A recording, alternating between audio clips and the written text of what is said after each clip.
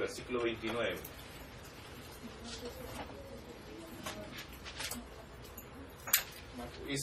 Perdón, si el pasaje que vimos de la mano, que realmente cualquiera que haga tropezar, no.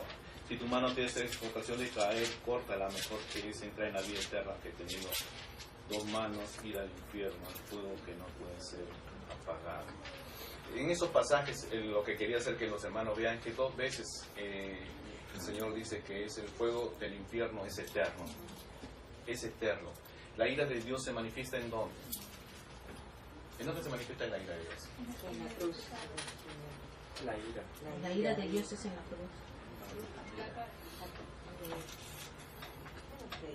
Es una propiciación con Sí, la ira de la Dios. ira de Dios. Por el pecado, ¿no? Del hombre. ¿Dónde se manifiesta? ¿Dónde se manifiesta? En la cruz. En la cruz, ¿cómo se manifiesta la ira de Dios en la cruz? Por medio de Cristo Jesús cae todo el peso del Todo pecado. el pecado cae sobre Amén. nuestro Señor Jesucristo. Bien, hermano, no estoy contradiciendo, sino que estoy viendo, ustedes están cambiando el punto al que estoy yendo. Estoy viendo, la ira de Dios se manifiesta en la cruz, por cual la ira de Dios cae sobre nuestro Señor Jesucristo, por cual somos perdonados. ¿Y dónde se manifiesta la ira de Dios como castigo? Eterno, castigo eterno, el fuego No. eterno. ¿En dónde? Adán. En la caída, en el pecado. Será condenación eterna, el fuego. ¿Cómo se manifiesta la justicia? ¿Cómo se manifiesta la ira de Dios? ¿En la cruz cómo se manifestó? Ya a través por la crucifixión, a través de toda la ira cayó en nuestro Señor Jesucristo. Voy a ser más claro. ¿Cómo se manifiesta la ira de Dios por el pecado del hombre? ¿Cómo se va a manifestar la ira de Dios por el pecado del hombre? En la condenación. Yo me voy. En la condenación. Condenará, buscará, ¿Cómo se manifestará? al limpio lo destruirá, se manifestará. Por el pecado del Por el hombre. pecado que Por el hay. hombre. ¿Y en dónde se manifiesta eso? En el lago de fuego. En el infierno. Por supuesto, hermana, en el infierno. ¿En dónde? ¿Qué No. versículo está hablando sobre Dios? No confundamos algo. La ira de Dios para que el hombre sea salvo, ¿dónde se manifiesta? Cruz. La ira de Dios para castigo del hombre, ¿dónde se manifiesta? En Fuego el eterno. infierno. En el infierno, en el lago del fuego. Y aquí en ese pasaje que hemos leído dos veces, el Señor dice que el infierno es eterno. Marcos capítulo 3, versículo 29.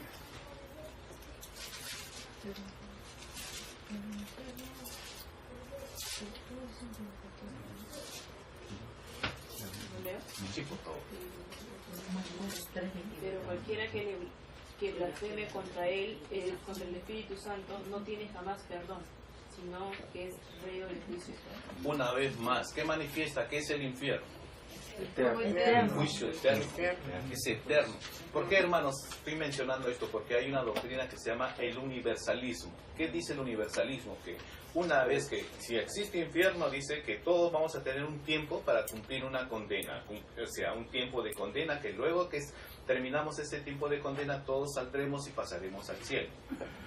Pero el Señor Jesucristo dice que no, Se llama universalismo. que es juicio eterno. Esa doctrina se llama el universalismo.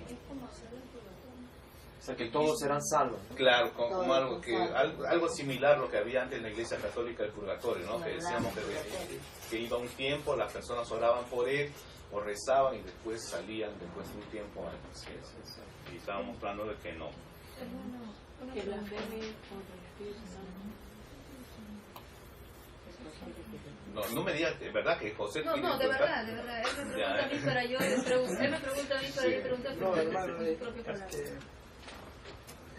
que o sea, la ira de Dios se manifiesta acá en la tierra o en La ira de Dios cuando es- estamos vivos La ira de Dios puede ser manifestada estando vivos, como puede esperar para ser manifestada en el castigo eterno.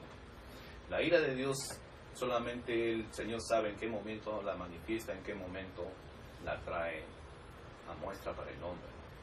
Una de las cosas de la ira de Dios se muestra en los desastres naturales que existen, ¿no? Los terremotos, todas estas cosas, manifestación de la ira de Dios. ¿Contra quién? Contra la misma creación, contra el mismo contra el mismo hombre, ¿no? Y ahí mueren cristianos y mueren incrédulos. Pero la ira de Dios fue sobre el cristiano, no, porque el cristiano tiene un final diferente. ¿Cuál es el final diferente? Al lado de la presencia de Dios, el incrédulo, ¿cuál es el final? No, pues quería saber que dónde está el infierno, si es el infierno está bajo tierra o está aquí. ¿Eso me has preguntado a vos? Eso era lo que me estaba preguntando. No, esa es su pregunta. Esa es la pregunta de ella.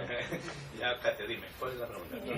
Que si el infierno está bajo tierra o está aquí mismo. Si va a ser terrenal o va a ser en otro lugar. Porque todos dicen que el infierno está bajo tierra. Solamente voy a tratar de responder esa pregunta, pero solamente quiero hacer un énfasis. ¿Haría algo la diferencia? No. ¿Saben por qué, hermanos? ¿Saben por qué lo digo, Katia? Porque el enemigo es muy sutil.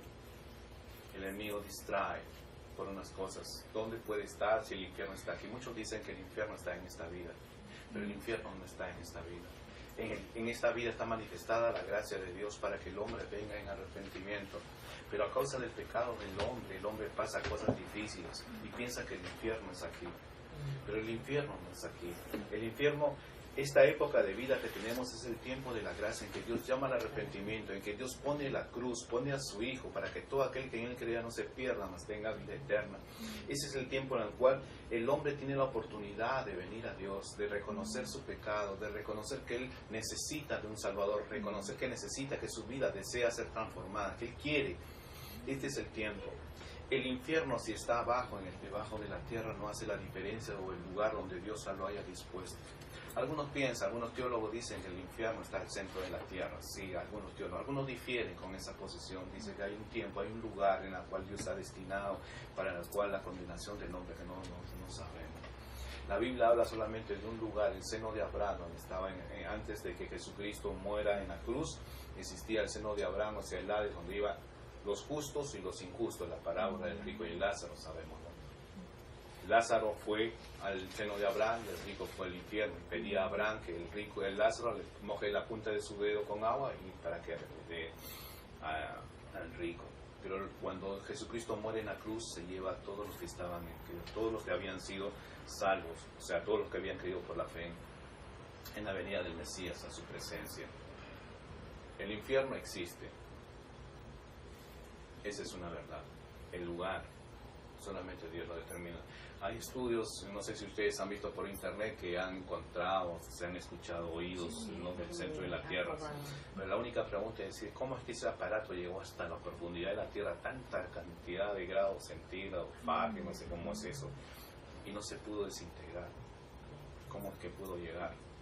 Si es la fantasía del hombre, la ilusión del hombre, o es la verdad de Dios.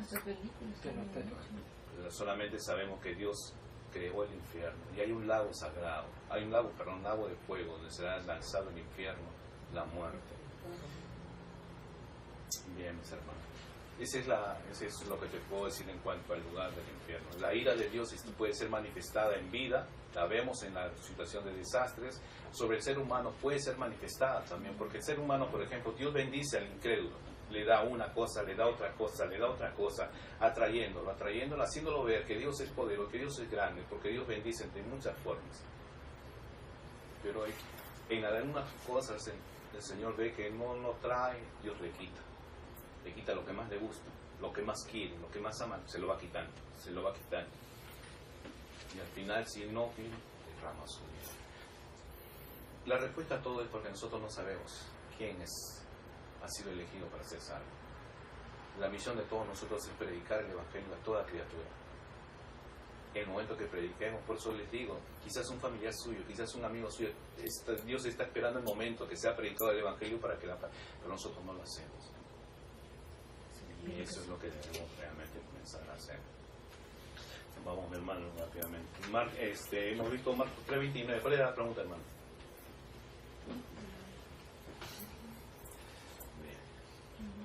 Acá está hablando del Espíritu, cuando blasfeman contra el Espíritu Santo. Esa es una de las... Es un pecado. La blasfemia contra el Espíritu Santo es un pecado, realmente es un pecado que el Señor dice no, que no puede ser perdonado. Más que el lugar. Mucho más. El dudar es incredulidad y Dios puede cambiar el corazón. La blasfemia del Espíritu Santo consistía en que la obra de Dios, todo lo que Jesús hacía, los fariseos decían que era obra de Satanás. Entonces la misma obra del Espíritu Santo ellos lo estaban considerando como algo maligno. Porque si blasfemas contra el Espíritu Santo estás dudando.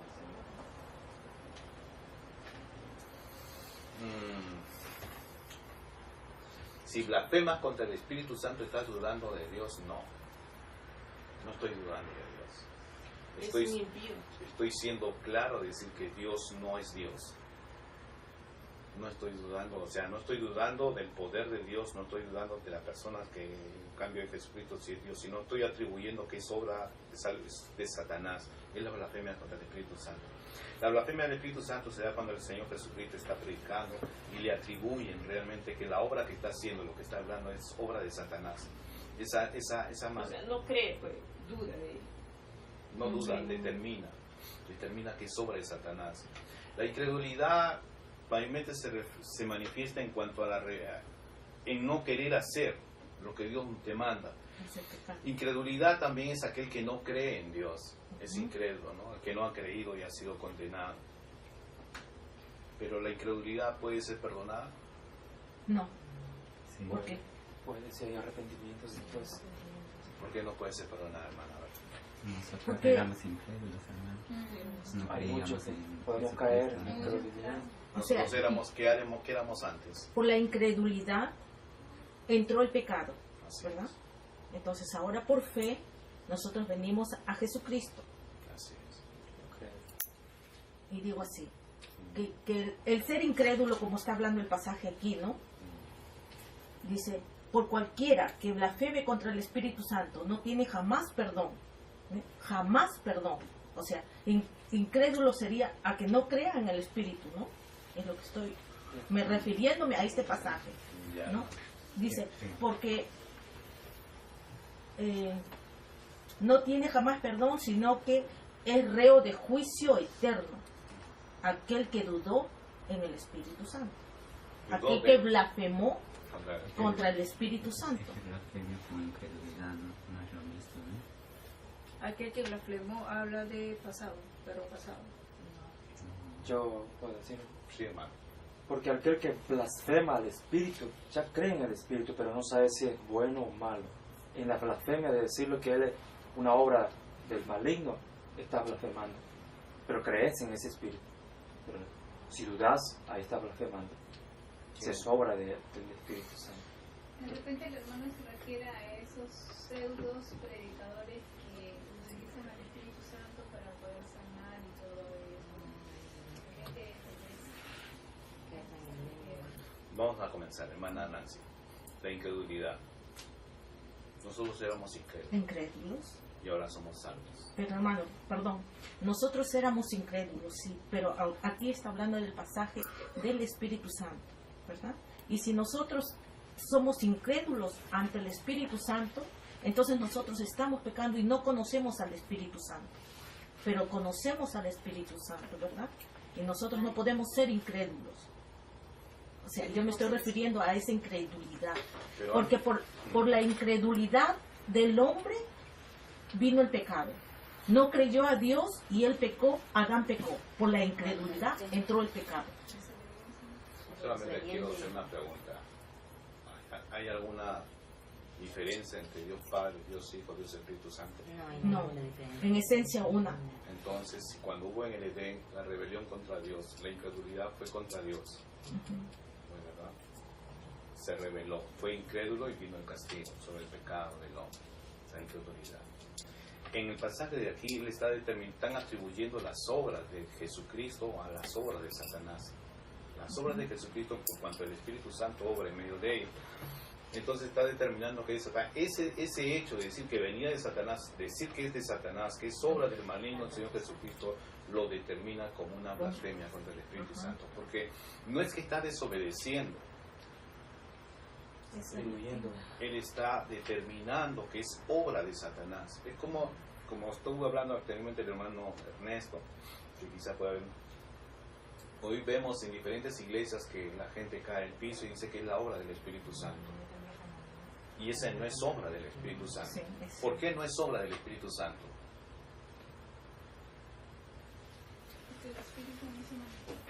En desorden. Claro, porque el Espíritu Santo tiene una forma de manifestarse que es según la palabra de Dios. ¿No es verdad? La palabra de Dios dice que no es la forma de manifestar. El Espíritu Santo ha determinado dones para su iglesia. Además, la Biblia no dice pues que va a caer. Muchos caerán. Bueno, y así, por ejemplo, esas manifestaciones de que caen gente al piso, no es obra del Espíritu Santo. Bien, no nos apartemos, ok, está cierto. Pero el determinar, por ejemplo, decir, eso no es obra del Espíritu Santo. Estoy yendo despacio. Si vamos a determinar que esas obras que vemos en estas iglesias y decimos que no es obra del Espíritu Santo, ¿estamos blasfemando contra el Espíritu Santo? ¿Sí? Me puedo equivocar. No, hermano, no estamos blasfemando con el Espíritu Santo. ¿Por qué no estamos blasfemando con el Espíritu Santo? Porque tenemos la palabra de Dios revelada que determina cuáles son las obras del Espíritu Santo. En cambio, cuando el Señor Jesucristo comenzó las obras que hacía, ellos dijeron, los hace por Belcebú. Él no es. Y lo estaba diciendo al Hijo de Dios que era Belcebú y que lo hacía por las obras de Satanás, el Espíritu Santo. Entonces, él se indigna, dice la blasfemia contra el Espíritu Santo. Si nosotros decimos, si nosotros miramos que ellos están diciendo que las personas ahora que hacen que caen gente al piso, nosotros hablamos que ese está blasfemando contra el Espíritu Santo, nosotros nos estamos quejando porque es cierto. Porque no está refrendado en la palabra de Dios. Pero si viésemos a alguien, por ejemplo, vamos a una iglesia, supongamos, vamos a una iglesia, comienza a hablar, lo que más se manifiesta, ¿no? Hablan en lenguas, 1, 2 o 3, y vemos que hay un intérprete. ¿Decimos que es obra del Espíritu Santo? Sí. ¿Por qué decimos que es una obra del Espíritu Santo? Porque la palabra lo pide. Entonces, pero si le dijésemos eso, ese no es obra del Espíritu Santo, ese es obra de Satanás, tendríamos que tener cuidado porque estaríamos blasfemando contra el Espíritu Santo. Porque la palabra de Dios se manifiesta, ¿está claro? No sé si sigo muy rápido. Si vemos que la obra del Espíritu Santo está refrendada por la palabra de Dios, no podemos decir que es obra de Satanás, porque está escrito. Si vemos que lo que atribuyen a la obra del Espíritu Santo no está escrito en la palabra de Dios, podemos, y con temor tenemos que cuidado también, determinar si es de Dios o no es de Dios. Tampoco no podemos ser ligeros en dar un juicio. Y cuando habla aquí es por lo que estaban atribuyendo a las obras de nuestro Señor Jesucristo de Belcebú. Por eso, mi hermana Nancy, solamente quiero aclarar con la hermana Nancy un pensamiento que quizás puede estar un poco... La incredulidad, ¿qué es incredulidad? Es negarse la gracia de Dios. No creer en Dios. Entonces, la incredulidad que hubo en Adán fue incredulidad en la palabra de Dios, en creer en Dios. La incredulidad se manifestó, mas Dios mostró el camino de la salvación inmediatamente. En cambio, acá el Señor Jesucristo no le da camino de salvación. Porque no es incredulidad. Están atribuyendo las obras, sus obras a Satanás, a Belcebú. Y él la determina de otra manera. Vamos rápido, hermano, entonces. Segunda de Tesalonicenses, capítulo 1, del versículo 7 al 9.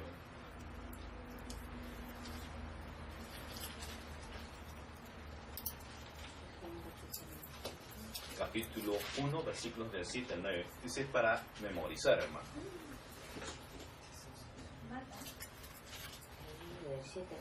Sí, mi hermano, para memorizar.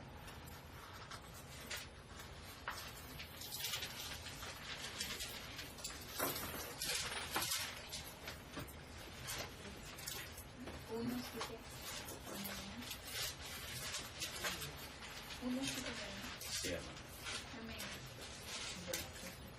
Mientras que a vosotros los que sois atribulados, daros reposo junto con nosotros cuando se manifieste el Señor Jesús desde el cielo con los ángeles de su poder en llama de fuego para dar retribución a los que no conocieron a Dios ni obedecen al Evangelio de nuestro Señor Jesucristo.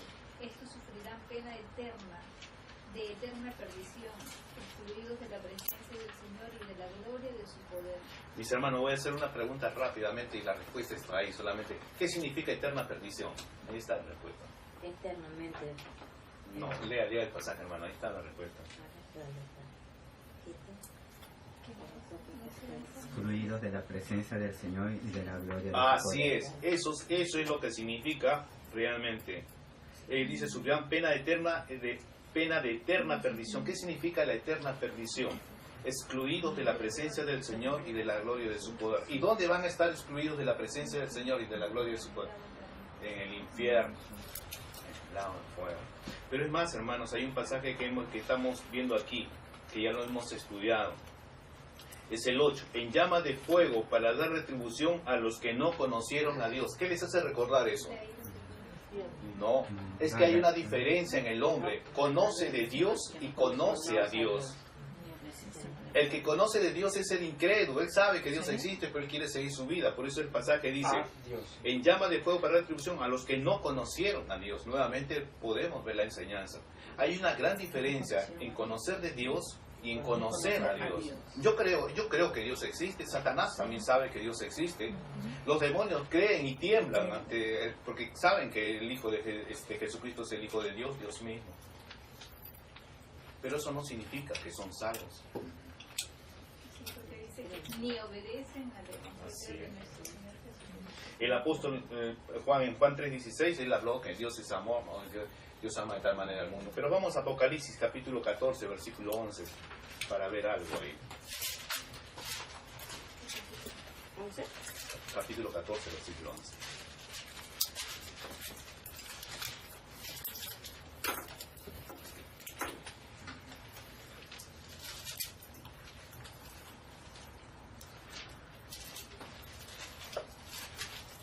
Amén.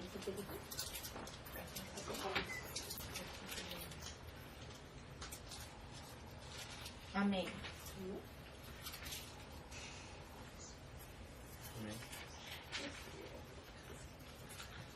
¿Se encontraron? Y el humo de su tormento sube por los siglos de los siglos, y no tiene reposo de día ni de noche los que adoran a la bestia y a su imagen, ni nadie que reciba la marca de su nombre. Amén, hermano. Vamos a repetir 14, 11. Y el humo de su tormento sube por los siglos de los siglos y no tiene reposo de día ni de noche. El humo del tormento sigue es eterno, es de día y de noche. Es eterno, hermano, es horrible. La Biblia determina que el infierno, la parte es horrible. No es porque Satanás, hemos hablado antes, no es que cuando el impío muere va directo al infierno. Se va directo al infierno. Ya está. En este momento está pidiendo perdón. Y cuando Dios viene en juicio, le da el cuerpo y lo lleva a juicio y le hace pasar todas las veces que él escuchó el Evangelio, todas las veces que él rechazó, todas las veces dice que él llorará, pedirá perdón. Y así como se ha estado en el lago de fuego. No, el lago de fuego es el final. Todavía no está en el lago de Todavía no, fuego. porque el infierno es lanzado, el lago de fuego es el final de los tiempos. Ahorita está en el infierno. En el infierno.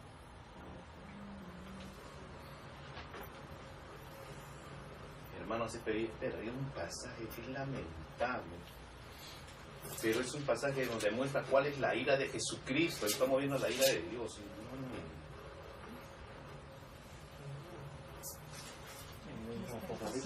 En Apocalipsis, cuando dice que hará caer, que las rocas y las montañas caigan sobre nosotros para... Está en el sexto sello, ¿no? Sí.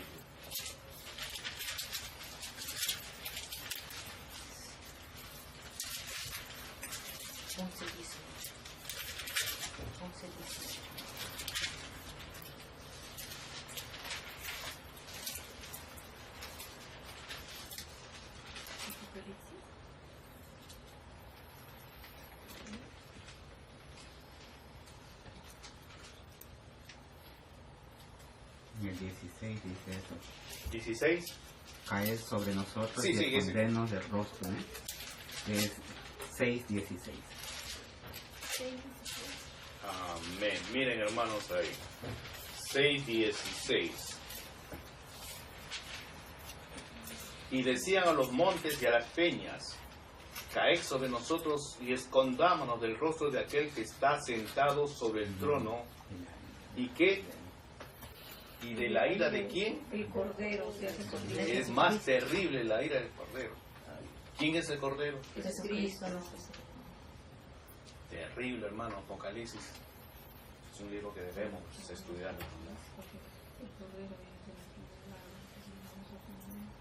Entonces, hermanos, la ira final de Dios será terrible. Será un sufrimiento continuo. La ira de Dios será realmente horrible, demostrada, declarada y sufrida por Ahí aquellos donde que se están. muestra la ira eterna. La ira de Dios eterna, la ira de Dios venidera. Ahí está.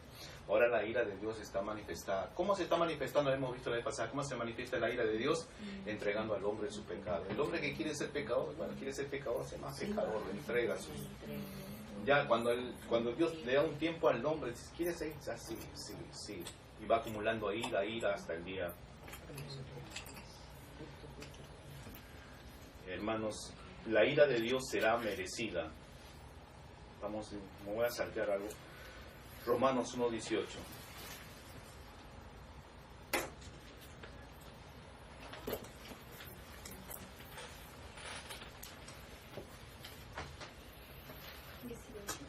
Sí, 1:18. Porque la ira de Dios se revela desde el cielo. Contra toda impiedad e injusticia de los hombres que detienen con injusticia la verdad. Amén. O sea, la ira de Dios cuando se revela desde el cielo va a ser con justificación, ¿no es verdad? ¿Por qué? Porque han retenido la verdad, la han desechado.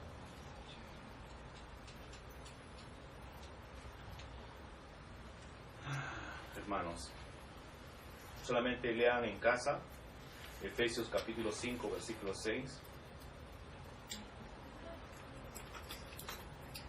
Efesios 5. Versículo 6, Colosenses capítulo 3, versículo del 3 al 6, ya no nos da tiempo. Colosenses 3, Versículos 3 al 6. del 3 al 6. Colosenses del 3, capítulo 3, del 3 al 6. 13, del 3 al 6. 3. Del 3 al 6. Vamos a leer Romanos capítulo 3, versículos 5 y 6. Romanos 3, versículos 5 y 6. Dice así: y si nuestra justicia hace resaltar la justicia de Dios, ¿qué diremos? Esto es para los que piensan que que la ira de Dios es que no debe ser. ¿Será injusto Dios que da castigo? Hablo como hombre, dice. En ninguna manera. De otro modo, ¿cómo juzgaría Dios al mundo? O sea, la ira de Dios es justa, es santa, es perfecta.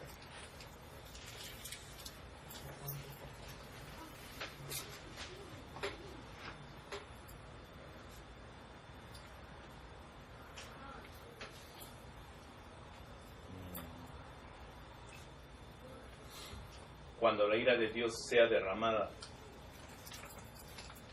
será porque... ¿Por qué?